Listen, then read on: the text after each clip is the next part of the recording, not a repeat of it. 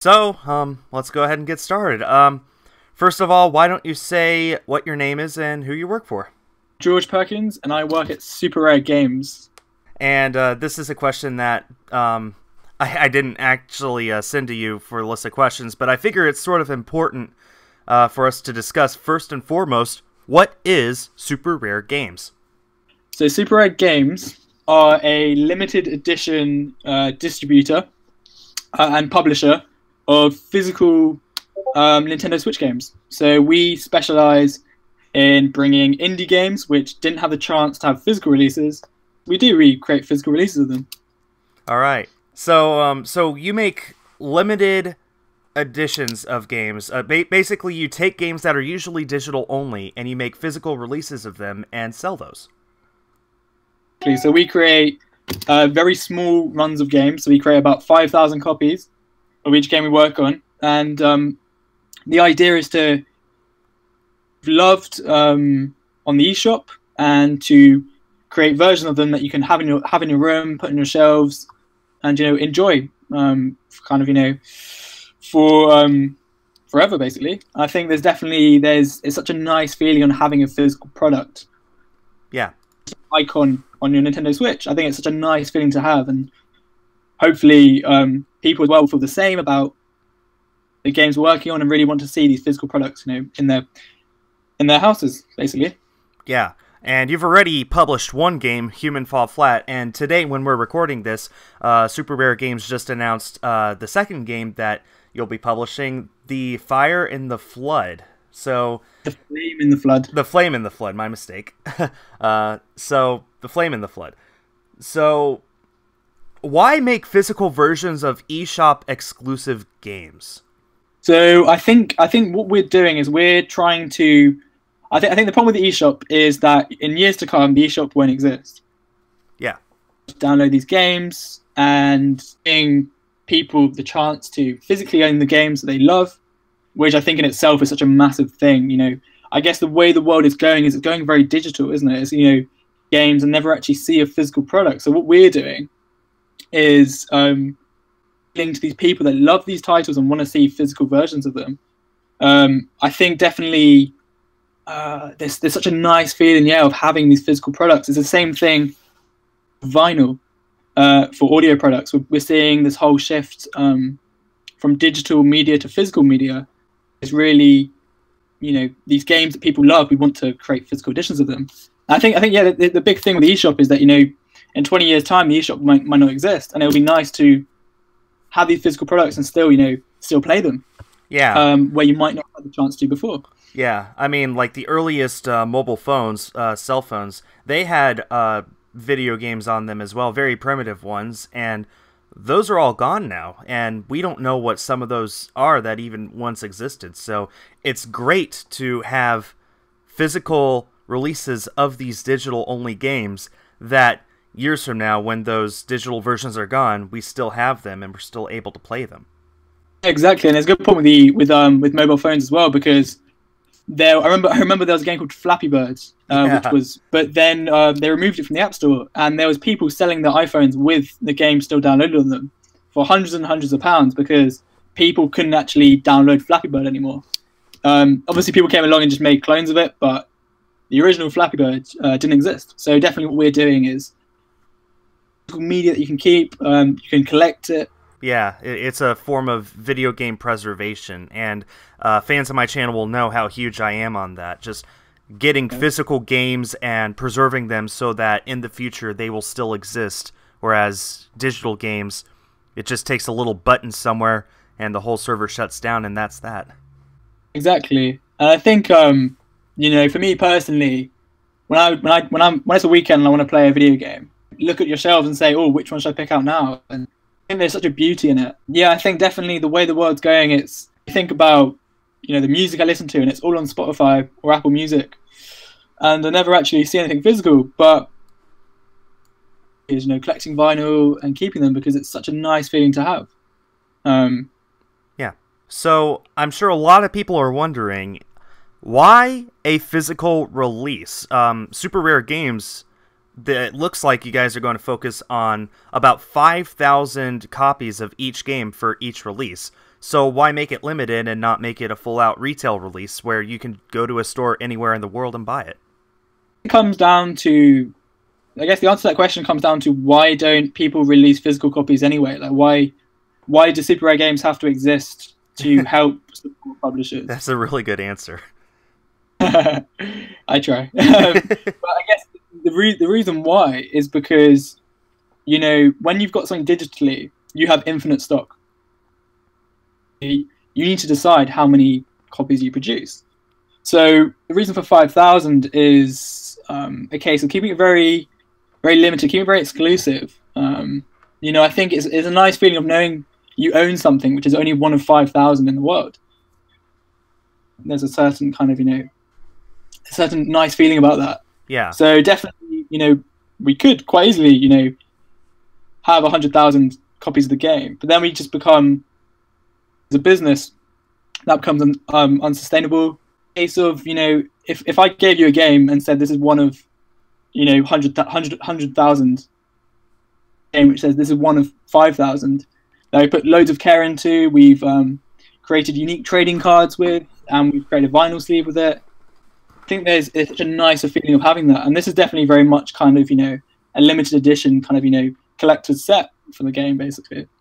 Yeah, so I think that's a pretty good way. So the simple answer is economically it just fits best, but the bigger answer is it is sort of it gives you a sense of you actually own something special if you do own the game instead of just another generic game. If it were a bigger release. I think definitely what we're doing with each release is we're putting so much time, so much love into each release. You know, we're only releasing one a month, only creating 5,000 copies, and each artistic decision of, say, the box art. Thing I haven't mentioned as well is that each release comes with its own pack of trading cards. So similar to kind of Pokemon cards, Magic the Gathering, you get a little pack of cards, which is the same feeling as you know, going to the store and buying a Pokemon set of cards. And that's how my YouTube channel originated. Is I opened up Pokemon cards, so I know very well that sort of feeling of getting a pack of cards. You never know what you're going to get, and you know there's always going to be something different in every single pack.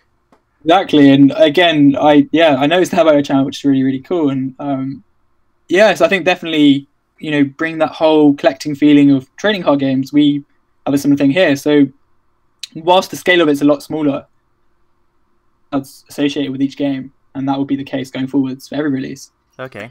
Each card has a very consistent look, so each card is very similar to, say, Pokemon cards in terms of the back's the same, the whole template is the same. All that changes is the artwork and the text associated with it. All right, and that's something you get with every single game. Each game you get 3 cards in this booster pack, and so I think as well, which was amazing as well, is that we work very closely with the developer of the game, and we get the developer to sign 125 of these cards. Yeah, Super Rare Games Twitter posted out a video a few days ago of the devs of Human Fall Flat doing that, and he just looked so like he was having a blast signing each of those cards. It just looked like, you know, you know that one of it said he felt like a rock star, and that's what we're trying to do. So I mean, there's 125 cards signed. Out of you get 3 cards per pack, and each game comes with a pack. And we created 8. Yeah, we created 8,000 packs. 8,000 packs. Very, so very limited. Yeah, so you just got to get every single game to get a bigger chance to get one of those signed cards, I suppose.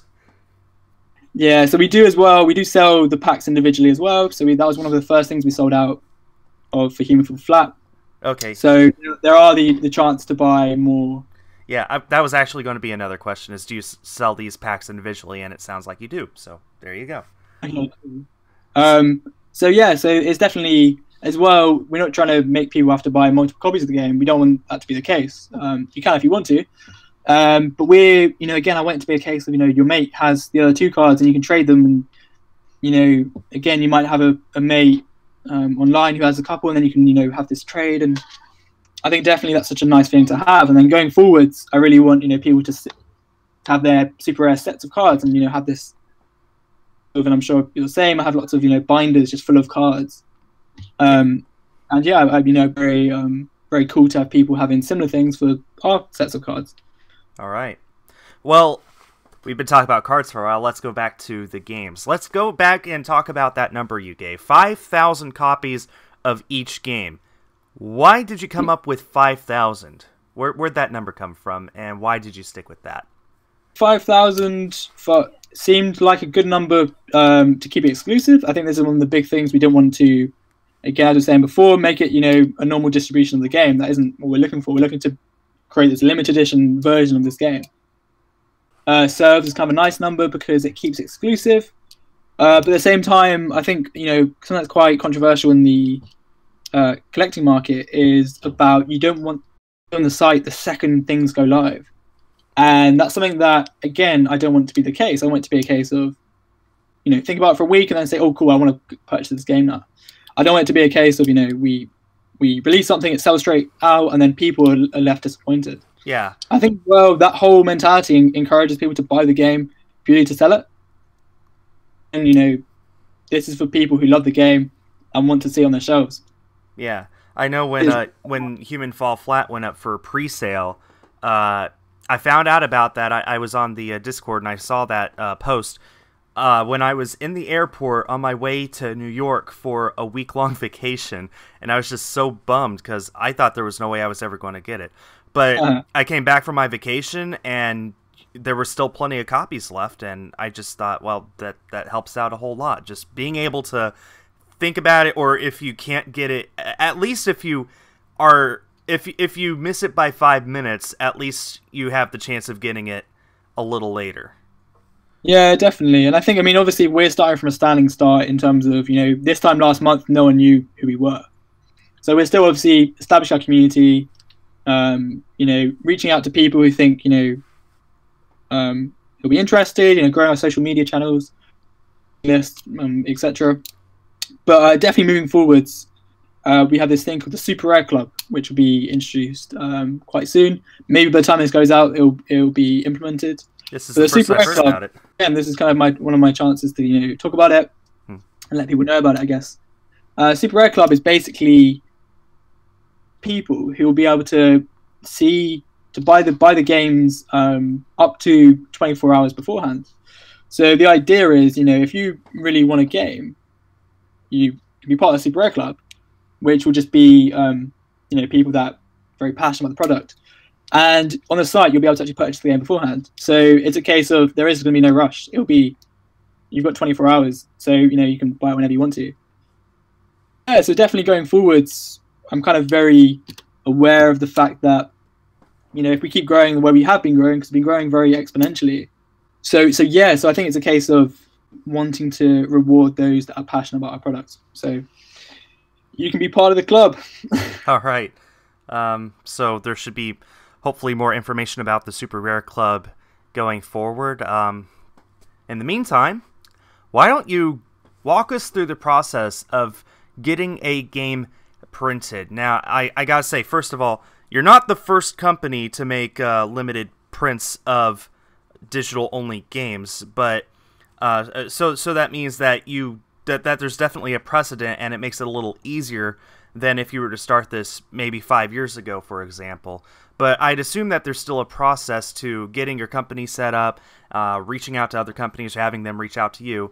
Then I'd assume getting in contact with Nintendo to buy the game cartridges, to print the game, then selling the game. So how about you just walk us through the process of a typical game that you publish? Okay.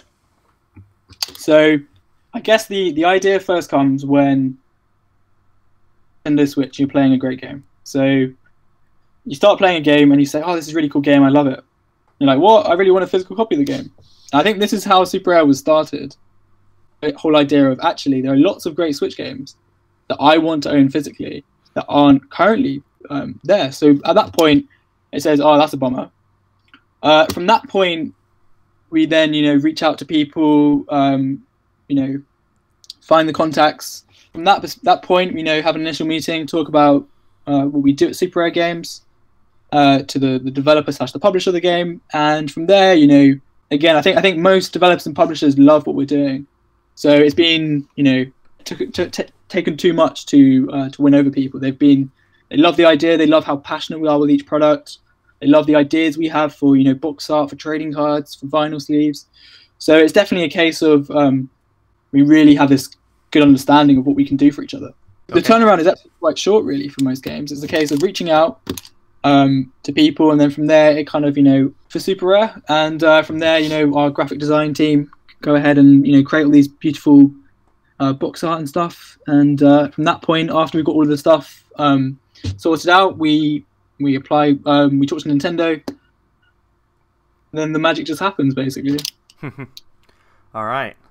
So there are a lot of other companies that do this sort of thing. In fact, a total of 6 companies so far have stated their intentions of making limited print games for the Switch.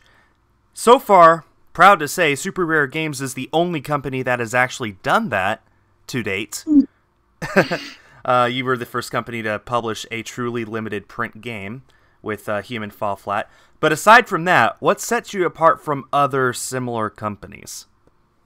Yeah, so I think the answer to that question is the passion, and the passion we put into each product, and the real focus we put onto each product.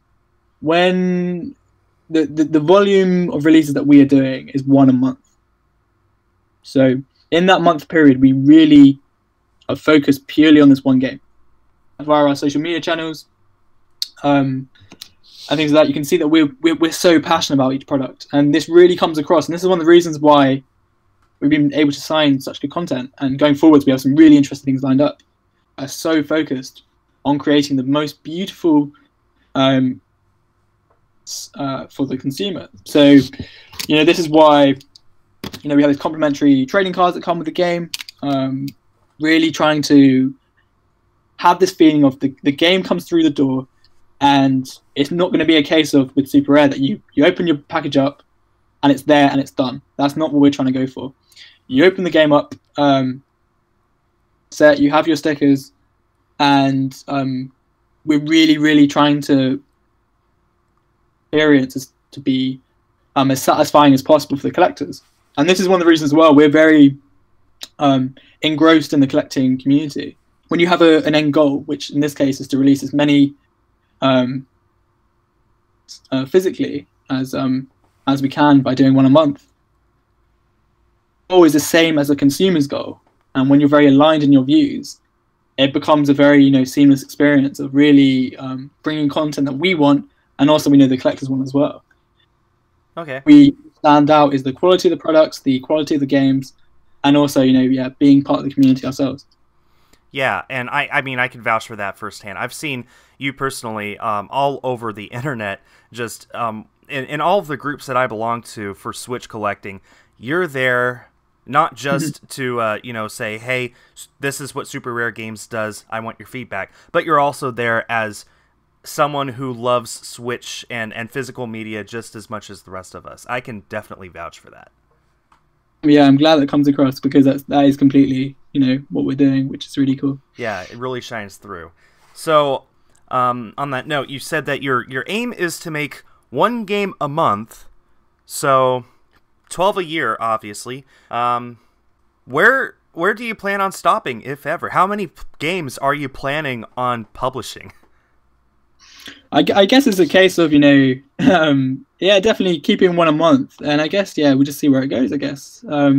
There is no, you know, we haven't said to ourselves we'll do 12 releases and then, you know, finish. It's a case of as long as Nintendo have a console, then we will hopefully be releasing content.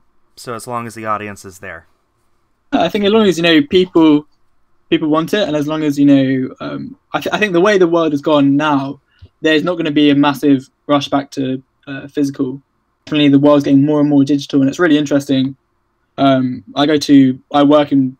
always worked in video games, so a lot of talks from developers, and especially from the platform holders, so Sony, Microsoft, and Nintendo, all of their annual talks for developers and stuff. It's definitely among the kind of the AAA titles, everything's going more digital. So going forwards, again, there's going to be more of a need for physical products. So definitely, hopefully, we can fit in nicely to that, and keep media alive. And I think as well, again, back to the whole question of what sets you aside. We only release games on Nintendo Switch because that is the platform that we're most focused with, the one we most want to see content for. I think the boxes for the Nintendo Switch are gorgeous. And I really like the spine for it. I really like the cartridge. Like, it's really cool. And it's great to see it getting the love that it deserves, which is really cool. Yeah, I agree. And, we don't know what'll be in the future if the PlayStation 5 and Xbox 2 or whatever they call it. We don't know if those will be digital-only machines. There's a rumor they will be. I don't know if I believe that. Yeah. But I think someday down the line there will be digital-only consoles, and when that day comes, they'll probably make it so that they can't even take physical media in the first place, and that'll be a sad day. So it'll be sad if that happens. Yeah. Yeah. So I think the most faith. I have faith in Nintendo. Hopefully they keep it. I have faith in Nintendo as well. So, and in the meantime, we have the Switch, which in its first year it had over 100 physical games around the world. Over 80, over 95, I think, that actually had English on the cartridge. So it's obvious that there is an audience there, that there is a need and a want there for physical media on the Switch.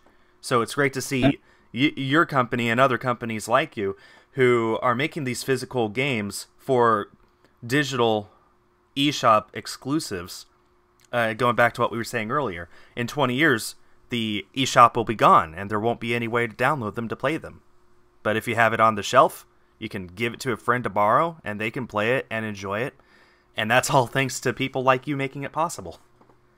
Yeah, exactly, and that's the whole aim, really, isn't it? It's the whole to make sure that people can preserve the games and enjoy them for Yeah. So on that note, do you have anything else you'd like to add at the tail end of this interview as we wrap up? No, I think we covered everything. I think I think it was good. All right. Well, thank you very much for joining me, and thank you to everyone listening. Link to Super Rare Games website is in the description. Thank you for the interview. I'm very, very chuffed to be talking to you. Yeah, absolutely. So, oh, actually, one last question before we go. Do you have... I know you probably can't tell me exactly what's coming up next, no titles or anything, but could you at least give me the number of games that you have signed up? We've got the we've got 3 in the pipeline. Got 3 in the pipeline. So Human Fall Flat is out. Flamin' can't remember the name. The new game that you announced today. Please tell me. Flame in the Flood. Flame in the Flood. I was about to say Flame in the Pond. I just whatever. The Flame in the Flood is being released around the time this video goes out, and we got 3 more signed up and on the way. Sounds like. And then about 4 or 5 more very close to signing. So it's very exciting stuff happening. And I can tell you, every release is spectacular. Yeah, so it sounds like you have almost your entire first year all signed up, ready to go. Well, that's exciting stuff. Thank you very much for joining me, and that should do it. Hi everyone, this is Skul. If you liked the video, please leave a like and consider subscribing. I also want to give a huge thanks to my Patreon pledgers for this month, whose names you can see on screen, along with some other videos of mine I think you might enjoy watching. That does it for now. Thanks for watching, and stay tuned for more.